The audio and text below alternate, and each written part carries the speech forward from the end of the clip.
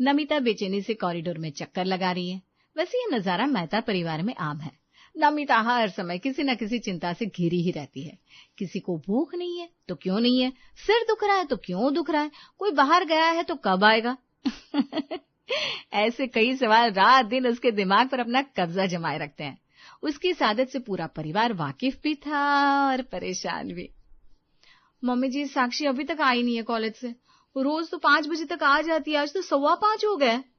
अरे आती होगी बहू, थोड़ा बहुत ऊपर नीचे हो ही जाता है, ट्रैफिक में फंस गई होगी कहीं। फिर भी मम्मी जी, एक बार फोन करके देख ही लेती हूँ। लगा ले फोन, वैसे भी तू मानेगी तो नहीं। नमिता फोन लगाने के लिए मोबाइल हाथ में लेती है कि साक्षी आ जाती है। आ गई तुम्हारी ननद। तो बिना नमिता कुछ ज्यादा ही चिंता करती हो हर बात की। मुझे लगा ही था कि भाभी फोन कर रही होगी। इतना मत सोचा कीजिए भाभी, वरना बीपी की प्रॉब्लम हो जाएगी आपको। मम्मी, आज बाहर इतनी धूप थी कि मेरा तो सिर ही चकरा गया था। थोड़ी गर्मी भी थी ना आज। हाँ बेटा, ये जाती हुई ठंड ना बड़ी खराब होती है। वैसे इस साल फरवरी में हमेशा से थोड़ी ज्यादा ही गर्मी है। गर्मी? लेकिन मुझे तो ठंड लग रही है। साक्षी, तबीयत तो ठीक है ना तेरी? कुछ हुआ तो नहीं ना? क्या भाभी, आप? कुछ भी नहीं हुआ मुझे, मैं बिल्कुल ठीक हूँ।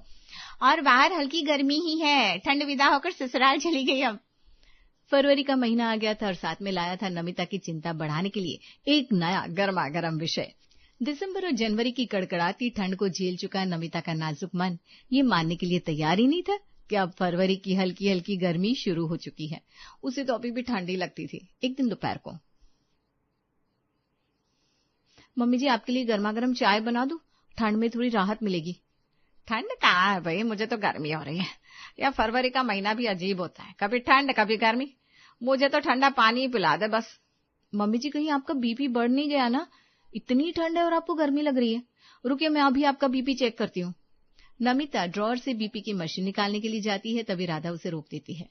अरे मेरी माँ, मेरा बीपी नहीं बढ़ा है, लेकिन तू अगर मुझे इसी तरह गुस्सा दिलाएगी ना तो जरूर बढ़ जाएगा। मुझे क्या, अभी तो पूरे शहर को गर्मी हो रही होगी, सबका बीपी चेक करेगी क्या? लेकिन मम्मी जी। अच्छा जा, मेरी चिंता छोड़ और मुझे 1 गिलास मटके का ठंडा पानी ला दे। लेकिन मम्मी जी, आप मटके का ठंडा पानी पिएगी तो आपका गला बैठ जाएगा। मैं पानी गुनगुना करके लाती हूँ। अरे बस कर देना बहू, मैं खुद ही ले लूंगी। नहीं नहीं मम्मी जी, आप बैठी, मैं भी लेकर आती हूँ। 2 दिन बाद शाम के समय मुकेश जी और राधा बालकनी में बैठे थे। बात करते करते मुकेश जी दोनों हाथों को आपस में रगड़ते हैं। पापा जी, बाहर आपको ठंड लग रही है ना? आप ऐसा कीजिए, जल्दी से अंदर आ जाइए, मैं आपके लिए टोपी और मफलर भी लेकर आती हूँ। अरे नहीं बेटा, मुझे ठंड नहीं लग रही, मैं तो बस यूं ही हाथों को रगड़ रहा था। बल्कि यहाँ तो हल्की हल्की हवा चल रही है ना, अच्छा लग रहा है। टोपी वगैरह की कोई जरूरत ही नहीं है। तो फिर आप ऐसा कीजिए ना, हॉल में ही जरा टहल लीजिए, शरीर में थोड़ी गर्माहट आ जाएगी, ठंड कम लगेगी। मैं अभी आपके लिए अदरक वाली चाय बनाकर लाती हूँ, अच्छा लगेगा। आप हाँ तो कह दीजिए, वरना ये आसानी से आपका पीछा नहीं छोड़ेगी, आपको किसी गर्म जगह पर छोड़ कर आएगी। अच्छा ठीक है बहू, बना लो, लेकिन अदरक की जगह इलायची डाल देना। जी पापा जी। नमिता के जाते ही राधा कहती है, आप देख लेना, ये पक्का अदरक डालकर ही चाय बनाएगी। दोनों हंसते हैं। किचन में नमिता चाय बनाते हुए सोचती है, मैं तो ठंड से बचने के लिए पापा जी को अदरक की चाय पिलाने वाली थी, ये तो इलायची डालने के लिए कह रहे हैं। इलायची तो ठंडी होती है, पापा जी को कहीं और ठंड ना लग जाए, मैं तो अदरक ही डाल देती हूँ। नमिता दोनों के लिए चाय बनाकर लाती है और ट्रे रखकर चली जाती है। राधा और मुकेश जी चाय का एक घूंट पीकर एक दूसरे की ओर देखकर मुस्कुराते हैं। सही कह रही थी आप, अदरक ही डली है चाय में। 5 सालों में मैं अपनी बहू को अच्छे से जान गई हूँ। उसकी फिक्र करने की आदत तो कम होने के बजाय बढ़ती जा रही है मुकेश जी। अगले दिन रात के खाने के बाद बच्चे प्रशांत से आइसक्रीम खाने की बात करते हैं। पापा आज आइसक्रीम खाने चलते हैं। हाँ पापा, हमने कब से आइसक्रीम नहीं खाई, चलिए ना। जा बेटा, खिला कर लेकर आ, आज थोड़ी गर्मी भी लग रही है ना, अच्छा लगेगा इन्हें। ठीक है चलो तैयार हो जाओ, मम्मी मैं आते समय आप सबके लिए भी लेते आऊंगा। इस वक्त इतनी ठंड में कौन कहाँ जा रहा है भाई, क्या लाने की बात हो रही है? हम आइसक्रीम खाने जा रहे हैं, क्या हो बच्चा पार्टी? यस, हमें आइसक्रीम खाना है। यस, हम आइसक्रीम खाएंगे, हुर्रे। मैं ऑरेंज वाली लूंगा। और मैं पिंक वाली। Yummy yummy ice cream. तुम ठीक तो ना प्रशांत?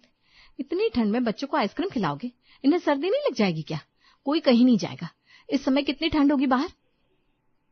अरे कहाँ ठंड है भाभी, देखिए फुल स्पीड पर पंखा चल रहा है, उसके बावजूद मैं पसीने से भीग रहा हूँ। ठंड ने तो पिछले महीने ही दम तोड़ दिया था। ठंड है बाबा, बच्चों थोड़े दिन रुक जाओ, अच्छा, अभी मैं तुम दोनों के लिए गर्मा गर्म दूध लेकर आती हूँ, उसमें चॉकलेट पाउडर भी डाल दूंगी तो बिल्कुल आइसक्रीम जैसा टेस्ट आएगा। कुछ भी मम्मी, गरम दूध में आइसक्रीम जैसा टेस्ट कैसे आएगा? हमें ठंडी ठंडी आइसक्रीम खानी है, गर्मी भी कितनी लग रही है। जाने दो ना बहू, बच्चों का दिल नहीं तोड़ना चाहिए। जाओ बेटा, ले जाओ दोनों को। Yes yes. बच्चों की जिद और मुकेश जी के कहने पर नमिता उन्हें जाने तो देती है, लेकिन उसका मन अभी भी घबरा रहा था। अब ये दोनों इतनी ठंड में आइसक्रीम खाएंगे और गला पकड़कर बैठ जाएंगे। एग्जाम भी तो पास आ रही है। अब कल सुबह स्कूल जाते समय दोनों को ज्यादा गर्म कपड़े पहनाकर ही भेजूंगी मैं। अगले दिन सुबह नमिता दोनों बच्चों को स्कूल के लिए तैयार करती है। मम्मा आज स्वेटर पहनाओ, आप रोज रोज स्वेटर पहना देती हो, आजकल तो थोड़ी देर बाद गर्मी होने लगती है।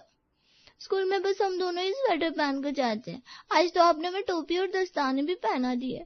रोज सब हमारा कितना मजाक उड़ाते हैं, कहते हैं देखो 2 शिप आ रही है स्वेटर पहनकर। कहने दो उन्हें, अब इतनी ठंड में स्वेटर नहीं पहन रहे ना, जब उन्हें बुखार आएगा तब समझ में आएगा। और कान खोलकर सुन लो दोनों, स्कूल जाकर ये सब बिल्कुल नहीं उतारना। नमिता के डर से दोनों बच्चे चुपचाप सब कुछ पहनकर स्कूल चले जाते हैं। दोपहर को गौरव दुकान से आता है और पसीना पोंछते हुए कहता है, गर्मी तो बढ़ रही है मम्मी, जबकि अभी तो फरवरी स्टार्ट ही हुआ है। लगता है इस साल सूर्यदेव ने भी बदला निकालने की पूरी प्लानिंग कर रखी है। पिछले महीने ठंड में बहुत हीटर चला लिया ना बच्चों, अब मैं तुम्हें हीटर की तरह जलाऊंगा। राधा कुछ कहती उससे पहले नमिता वहां आती है और गौरव से कहती है, गौरव भैया खाना लगाऊं आपका, गर्मा गर्म खा लीजिए। नहीं भाभी, अभी नहीं, थोड़ी देर से खाता हूँ। भाभी फ्रिज में कोल्ड ड्रिंक रखी है क्या? कोल्ड ड्रिंक इतनी ठंड में? वैसे फ्रिज में नहीं है, मैंने कल ही बच्चों को आइसक्रीम के लिए मना किया था, और आज आपको कोल्ड ड्रिंक पीना है? मम्मी जी अब आप ही समझाइए ना, आज तो मुझे बच्चों को टोपी और दस्ताने पहनाकर स्कूल भेजना पड़ा है। टोपी और दस्ताने? क्यों बहू, स्वेटर तो पहनाती है, अब टोपी और दस्ताने भी पहना दिए क्या? अब दोनों बच्चे बेचारे स्कूल से पसीने से तरबतर होकर आएंगे। थोड़ी देर के बाद टोनी और पिंकी स्कूल से आते हैं और स्वेटर, टोपी और दस्ताने उतारकर फेंकते हैं। मैं आज तो सब बच्चों ने हमें परेशान कर दिया, सब हम पर हंस रहे थे, कह रहे थे ये लो, आज तो ये दोनों बर्फीले भालू बनकर आ गए।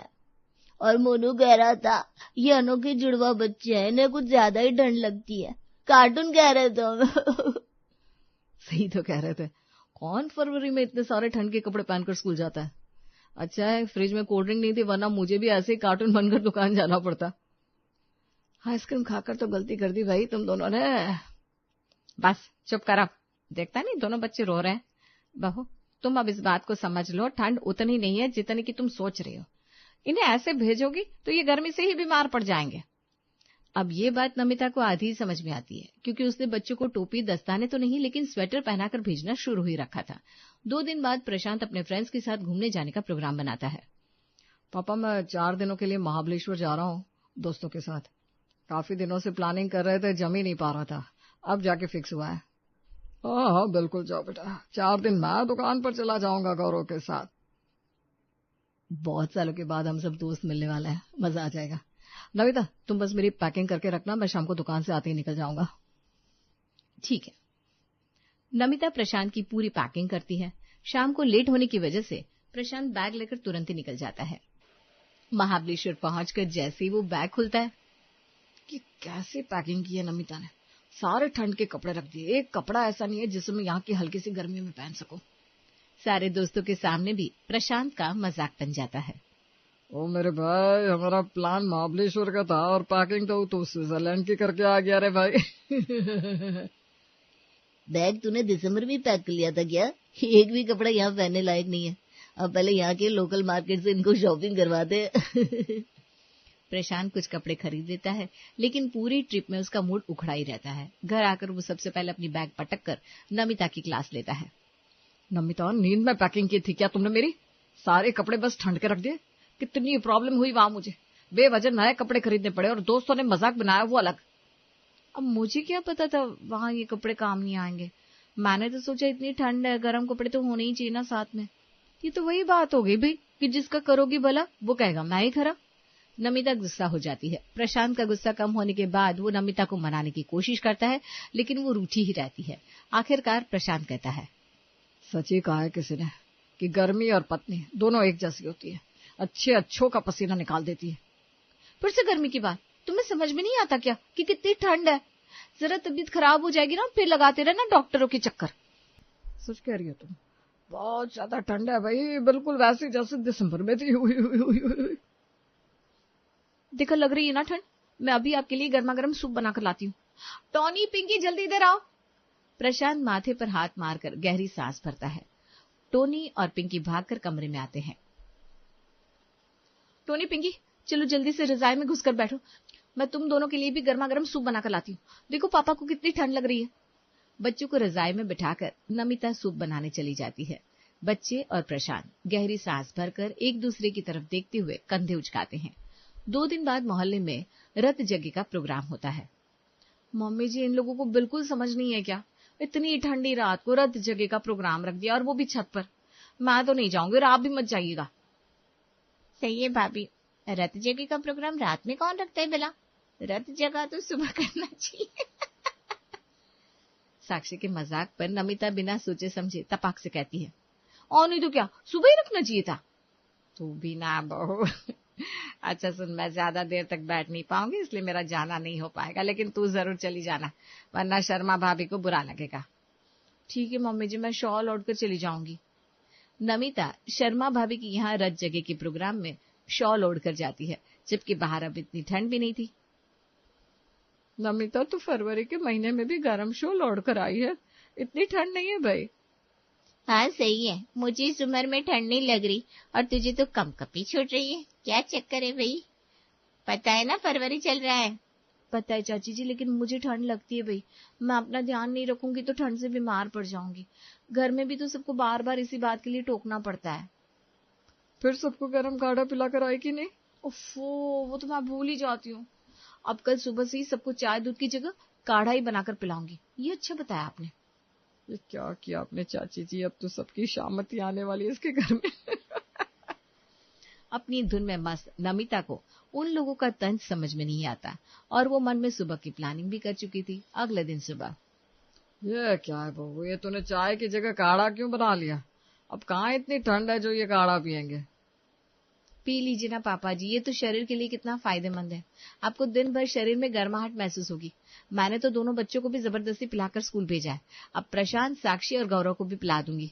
बहू तुझे ठंड लग रही होगी, लेकिन बाकी सबको गर्मी लग रही है, तू पी लिया कर, लेकिन हमें जबरदस्ती मत किया कर।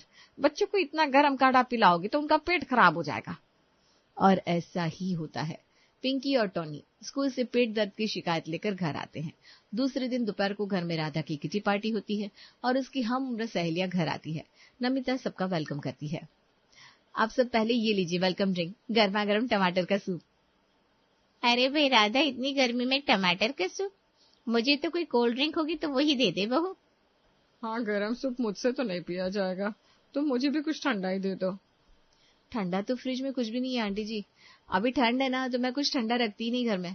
कुछ होता है तो खाने पीने में आ जाता है, फिर क्या, कभी गला खराब, कभी सर्दी जुकाम। अच्छा ठीक है, तो फिर तुम ऐसा करो, ट्रे यहीं पर रख दो, और थोड़ा नॉर्मल हो जाएगा तो हम पी लेंगे। राधा को नमिता पर गुस्सा आता है, फिर भी वो सबके सामने चुप रहती है। लेकिन अब जो हरकत नमिता करने वाली थी, उससे राधा जी का पारा गर्मी की वजह से तो नहीं, लेकिन गुस्से के कारण जरूर चढ़ जाने वाला था। आप सब आराम से बैठिए, गेम वगैरह खेलिए, तब तक मैं आज सबके लिए गर्मा गर्म खाने की तैयारी करती हूँ। और ये मैंने हीटर भी ऑन कर दी है, अच्छी गर्माहट आ जाएगी। ओ भाई, मरवाने का इरादा है क्या हमें? एक तो तुमने सारी खिड़कियां बंद करके रखी है, ऊपर से ये हीटर भी चला दिया, साथ में गरम सूप और गरम खाना भी। इतना तामझाम तो मैंने ठंड में भी नहीं किया था भाई। एक बात तो है राधा, तुम्हारे यहाँ आकर किसी हिल स्टेशन की फीलिंग आ रही है। मेरी तो कब से किसी हिल स्टेशन पर जाने की तमन्ना थी, जो अब जाकर पूरी हुई। ये सब खिड़कियां खोलो बहू, और हीटर को ले जाओ यहाँ से। सहेलियों के सामने उड़ी खिल्ली से राधा बहुत नाराज हो जाती है, और उनकी जाती ही नमिता को डांटती है। ये सब बेवकूफियां करना बंद कर दे तू। समझ में नहीं आ रहा कि अब ठंड नहीं है, गर्मियों की शुरुआत हो चुकी है। मैं तो आज इतनी शर्मिंदा हुई वो कि पूछो मत। अब मेरे सामने तुमने ऐसी कोई हरकत की ना तो याद रखना। रात को प्रशांत को भी राधा सब बताती है। प्रशांत नमिता को प्यार से समझाता है। मैं जानता हूँ नमिता कि सबकी फिक्र करना तुम्हारी आदत है, लेकिन अब तुम्हें समझना होगा कि कब किस बात की फिक्र करनी चाहिए। अब देखो, फरवरी भी खत्म हो गया है और कल 1 मार्च है, तो तुम कल 1 मार्च है क्या?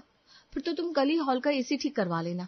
मैं सुबह ही सभी कूलर में पानी भरकर रख लूंगी, और हाँ, फ्रिज में पानी भरकर रखने के लिए बोतलें भी तो साफ करनी होगी। कोल्ड ड्रिंक भी मंगवाना पड़ेगा, धूप और लू से बचने के लिए। ये भगवान, ठंड की चिंता के बाद अब गर्मी की चिंता भी शुरू हो गई। तुम कभी नहीं बदलोगी नमिता। सुलोचना, विक्की की शादी की तैयारियां देख रहे हो? पूरे मोहल्ले में हलचल है। आखिर हमारे घर की पहली बहू जो आने वाली है। हाँ जी, मैं तो बस यही मान रही हूँ कि बहू अपने साथ ढेर सारा सौभाग्य लेकर आए। कहते हैं ना कि बेटी के रूप में घर में साक्षात लक्ष्मी आती है। माँ, क्या सच में भाभी के आने से विक्की भैया की किस्मत चमक जाएगी? ऑफिस में उनका प्रमोशन रुक रहा है काफी समय से। बिल्कुल राहुल, गृह लक्ष्मी जब अपना पहला कदम घर की दहलीज पर रखती है तो अपना नसीब साथ लेकर आती है। देखना, विक्की की तरक्की भी होगी और इस घर की बरकत भी बढ़ेगी। माँ, आप भी ना पुरानी बातों को पकड़कर बैठी रहती हो। किसी के आने से किसी की सैलरी कैसे बढ़ सकती है? मेहनत अपनी, नसीब अपना, ये सब बस कहने की बातें हैं। नेहा बेटा, तू अभी ये गहराई नहीं समझेगी। जब परिवार में खुशियां आती है तो इंसान का मन शांत रहता है और काम में भी मन लगता है। वही तो असली बरकत है।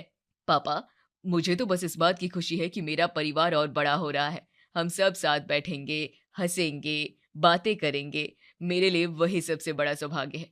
भैया, आप और पापा बस भावनाओं के सागर में गोते लगाते रहो। मैं तो देखूंगी कि भाभी के आने के बाद हमारे बैंक बैलेंस में कितने जीरो बढ़ते हैं। अगर कुछ नहीं बदला तो मान लेना कि ये नसीब वाली बात सिर्फ एक कहानी है। कुछ दिन बाद शादी की रस्में पूरी होती है और अंजलि का गृह प्रवेश होता है। मम्मी जी, पापा जी, आप सबको मेरा प्रणाम। उम्मीद है मैं इस घर की उम्मीदों पर खरी उतरूंगी। अरे बेटा, तू तो हमारी बिटिया है। तेरे आने से इस घर के कोने कोने में रौनक आ गई है। तेरा भाग्य अब हमारे घर का भाग्य है। बिल्कुल बहू, आज से तुम सिर्फ इस घर का हिस्सा नहीं बल्कि इस घर की ताकत हो। 1 महीना बीत जाने के बाद नाश्ते की मेज पर, पापा वैसे एक बात कहूँ, भाभी को आए पूरा महीना हो गया है। माँ तो कह रही थी कि चमत्कार हो जाएगा, पर विक्की भैया की सैलरी तो उतनी ही है और आपकी दुकान का टर्नओवर भी पिछले महीने जैसा ही रहा। नेहा, ये कैसी बातें कर रही हो? अंजलि सुबह से शाम तक घर संभालती है, हम सबके पसंद का खाना बनाती है। क्या तुम्हें घर का ये सुकून नहीं दिख रहा?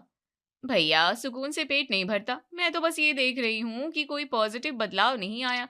सब कुछ वैसे ही चल रहा है जैसे पहले था। कोई एक्स्ट्रा पैसा नहीं आया, कोई बड़ी लॉटरी नहीं लगी।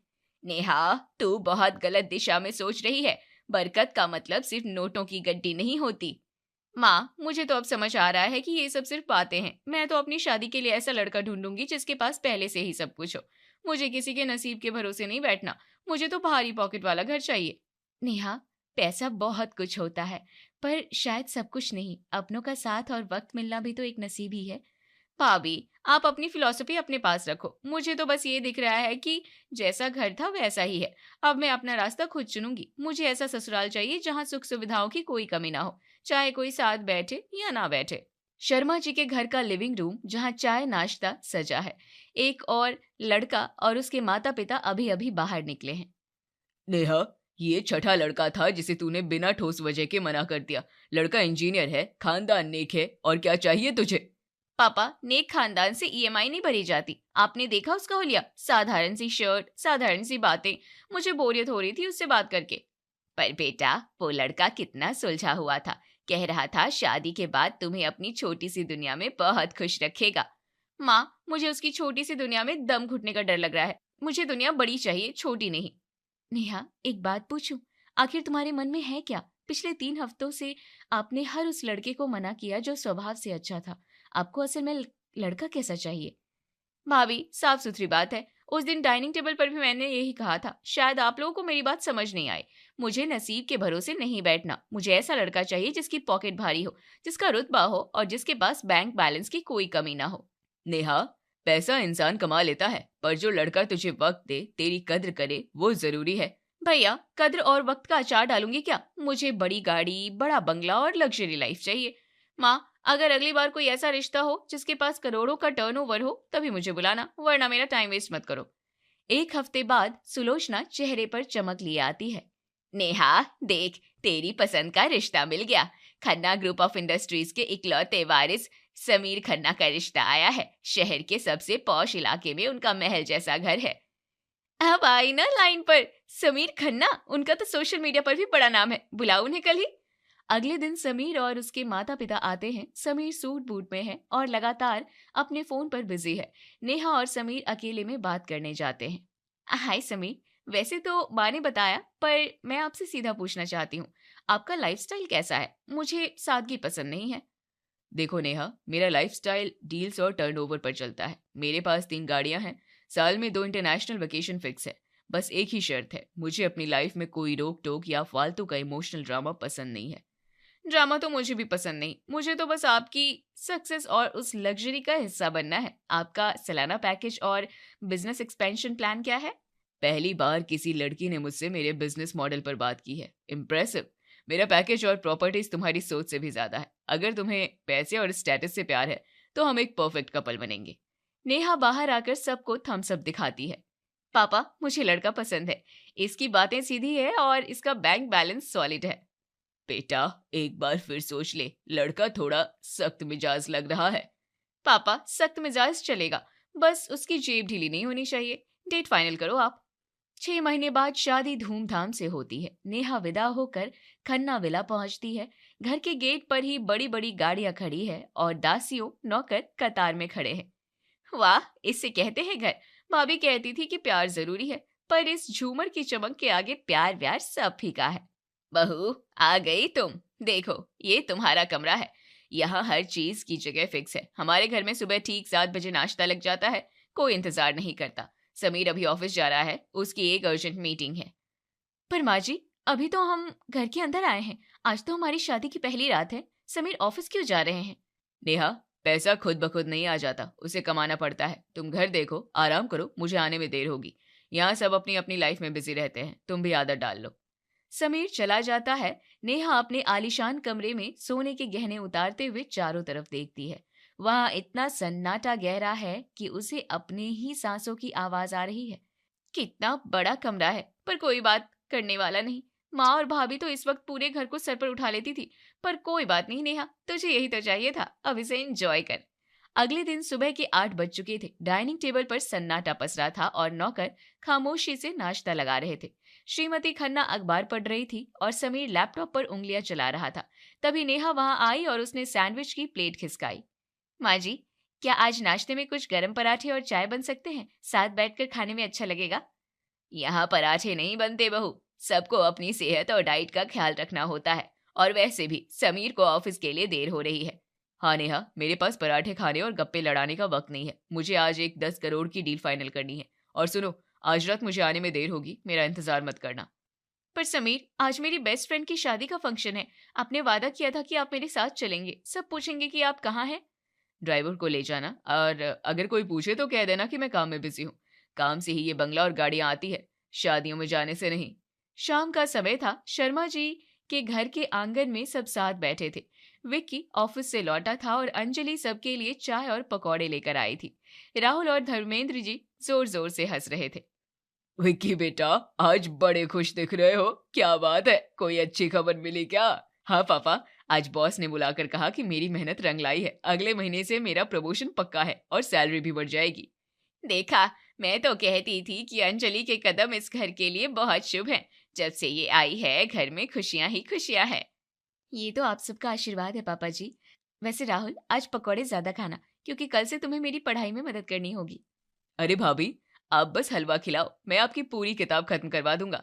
रात के 11 बज रहे थे। पूरा बंगला अंधेरे में डूबा था। नेहा अकेले अपने बड़े से कमरे में बालकनी के पास खड़ी थी। तभी समीर कमरे में दाखिल हुआ और उसने अपनी फाइल मेज पर पटक दी।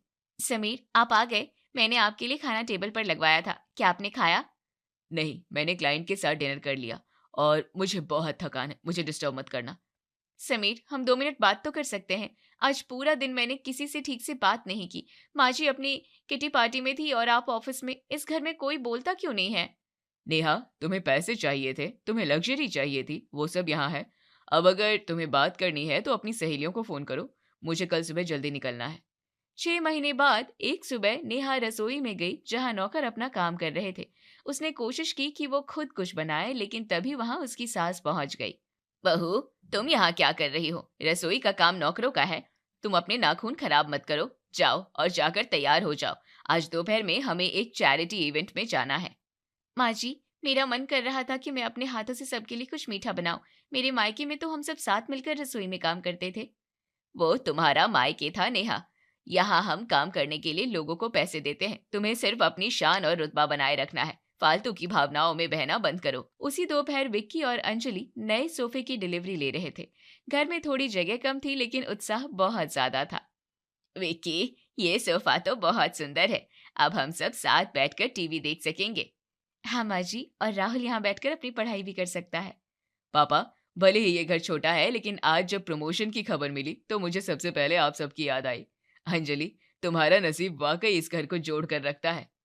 बिल्कुल सही कहा, असली बरकत बैंक बैलेंस में नहीं, अपनों के चेहरे की मुस्कान में होती है। एक दिन सुबह के समय घर में साफ सफाई चल रही थी। वैक्यूम क्लीनर की आवाज के अलावा घर में कोई और शोर नहीं था। नेहा लिविंग रूम में रखे कीमती गुलदस्ते को देख रही थी। तभी श्रीमती खन्ना वहां आई और उन्हें नौकरों को उन्होंने डांटना शुरू कर दिया।